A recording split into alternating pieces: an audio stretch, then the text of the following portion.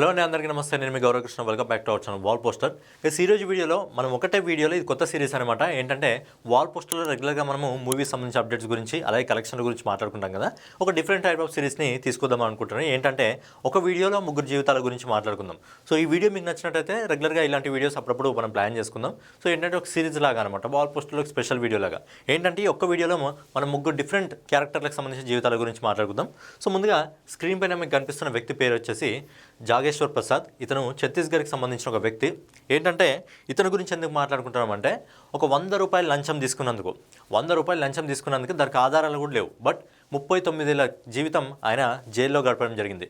1986 సంవత్సరంలో 100 రూపాయలు లంచం తీసుకున్నప్పుడు ఆయన మీద ఫిర్యాదు వచ్చి ఆయన అరెస్ట్ చేసి కోర్టులో సబ్మిట్ చేసి జైల్లో పెట్టారు. అయితే 1986 నుంచి మనకు 2004 వరకు కేవలం ఆధారాల కోసం మాత్రమే అతన్ని జైల్లో పెట్టడం జరిగింది. అంటే 1986 నుంచి దాదాపు 2004 వరకు ఓన్లీ ఆధారాల కోసం మాత్రమే అతన్ని జైల్లో పెట్టడం జరిగింది.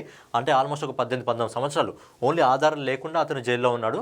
2004లో కోర్టు అతను దోషిగా గుర్తించి ఆయన్ని జైల్లో పెట్టింది. కాకపోతే అంటే 2025లో అతన్ని విడుదల చేసింది కోర్టు. ఎందుకు అంటే సరైన ఆధారాలు లేవు అని చెప్పి కోర్టు అతన్ని విడుదల చేసింది. అంటే ఒక యువకుడిగా జైల్లో ప్రవేశించిన అతడు 1986లో ఒక యువకుడిగా వెళ్ళిన అతడు 2025 వచ్చేసరికి ఒక వృద్ధుడిగా బయటికి రావడం జరిగింది. అంటే దాదాపుగా 39 సంవత్సరాల కాలమైన జైల్లో గడపడం జరిగింది.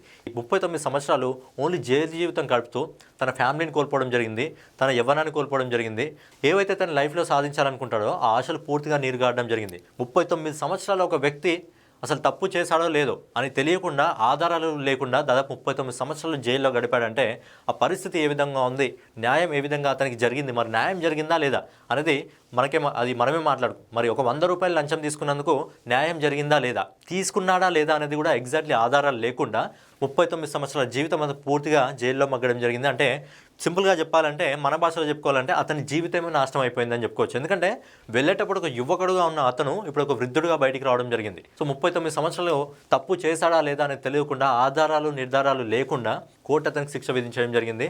అతని జీవితం సగం జీవితం మొత్తం జైల్లోనే గడపడం జరిగింది, ఆ గోడల్ని చూసుకుంటూ. మరి ఈ విషయంలో మీ అభిప్రాయం ఏంటి? మరి ఆధారాలు లేకుండా 39 సంవత్సరాలు జైల్లో ఉన్న అతని జస్ట్ 100 రూపాయల గురించి, 100 రూపాయలు తీసుకున్నాడా లేదా అనేది కూడా, ఎందుకంటే ఇప్పుడులో 100 రూపాయలకు మనకు కొంచెం తక్కువగా అనిపించవచ్చు, కానీ 1986 టైం అంటే ఆ టైంలో 100 రూపాయలు గొప్ప విషయమే.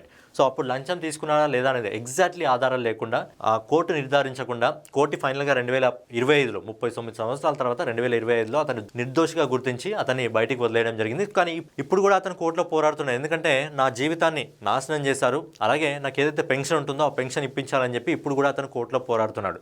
మరి 100 రూపాయలు లంచం తీసుకుంటే దాదాపు 39 సంవత్సరాలు జైల్లో ఉన్న వ్యక్తి, మరి 300 కోట్లు ఖాళీ చేసిన వ్యక్తిని ఏమంటారు? మరి 300 కోట్ల లంచం తీసుకున్న వ్యక్తిని ఏమంటారు?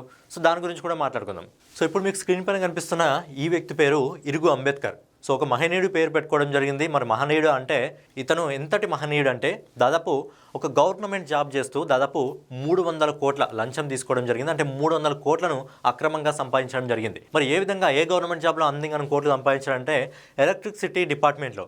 అదేంటి భయ్యా, ఎలక్ట్రిసిటీ డిపార్ట్మెంట్లో అన్ని కోట్లు ఎలా సంపాదించవచ్చు అని అంటే, ఏసీబీ దాడి చేసినప్పుడు మనోడు సంపాదించిన విధానాన్ని చూసి వాళ్ళే షాక్ అయిపోయారంటే, మైండ్ బ్లాక్ అయిపోయింది. సో ఏ విధంగా మనం ఒకసారి మాట్లాడుకున్నట్టయితే, మనోడు ఎలక్ట్రిక్ డిపార్ట్మెంట్ ఎస్పీడీసీఎల్ ఏదైతే మన తెలంగాణ గవర్నమెంట్ ఉందో, తెలంగాణ గవర్నమెంట్లో ఎస్పీడీసీఎల్లో మనోడు ఏంటంటే ఒక ఐటీ కారిడార్కి సంబంధించిన వాడు. అంటే ఏవైతే కొత్తగా బిల్డింగ్స్ ఉంటాయో, ఏవైతే కొత్తగా కార్పొరేట్ కంపెనీలు పెడతారో వాటికి పవర్ లైనప్ మనోడి చేతిలో ఉంటుందన్నమాట.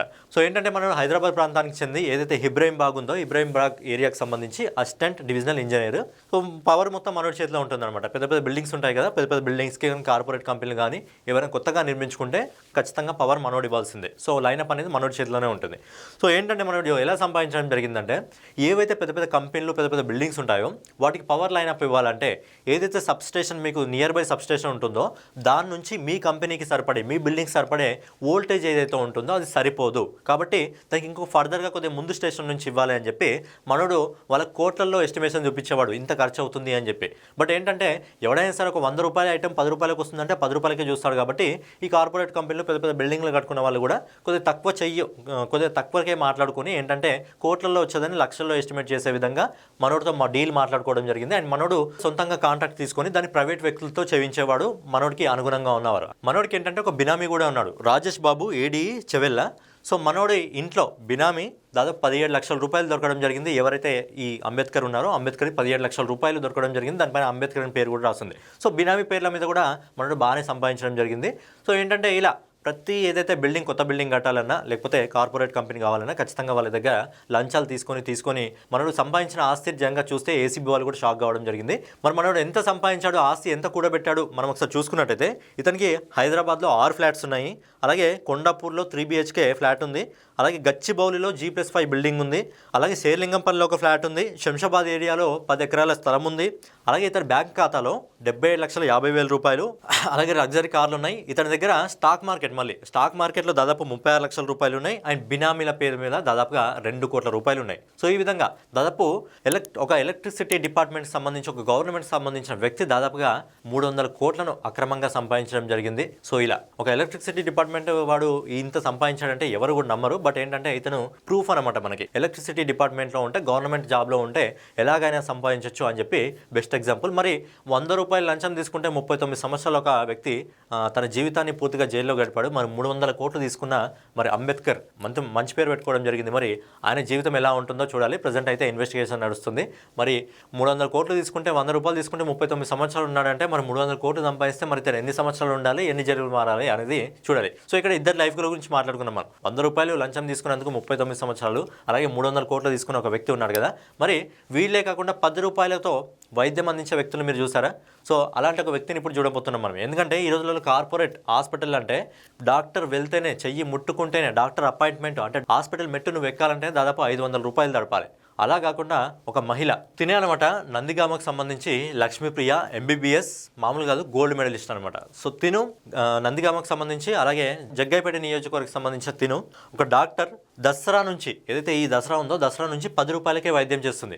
ఈ రోజులో కార్పొరేట్ హాస్పిటల్ ఎలా ఉన్నాయంటే మనం వెళ్ళాలంటే ఈజీగా డాక్టర్ ముఖంను చూడాలంటేనే ఈజీగా ఏదైతే ఓపీ ఉంటుందో ఓపీ రూపంలో 500 రూపాయలు వసూలు చేయడం జరుగుతుంది. పరిస్థితి ఎలా ఏర్పడుతుందంటే రాబోయే కాలంలో మధ్యతరగతి వాళ్ళు ఎవరైనా ఉంటే హాస్పిటల్కి వెళ్తే నీ ఉన్న ఆస్తులు మొత్తం అమ్మేసుకొని హాస్పిటల్కి వెళ్ళలేము. ఆ విధంగా మరి గవర్నమెంట్ హాస్పిటల్లో ఉన్నాయి కదా అంటే గవర్నమెంట్ హాస్పిటల్లో కరెక్ట్ క్వాలిటీ ఉంటుందా లేదా అంటే లేదని అనిపిస్తుంది. ఎందుకంటే గవర్నమెంట్ హాస్పిటల్లో పనిచేసి ఎవరైతే డాక్టర్లు ఉంటారో వీళ్ళందరూ కూడా బయట సపరేట్గా హాస్పిటల్స్ ఉంటాయి, ప్రైవేట్ హాస్పిటల్స్. మరి అలాంటి ఒక రూల్ ఎందుకు వీళ్ళు తీసుకురావట్లేదు?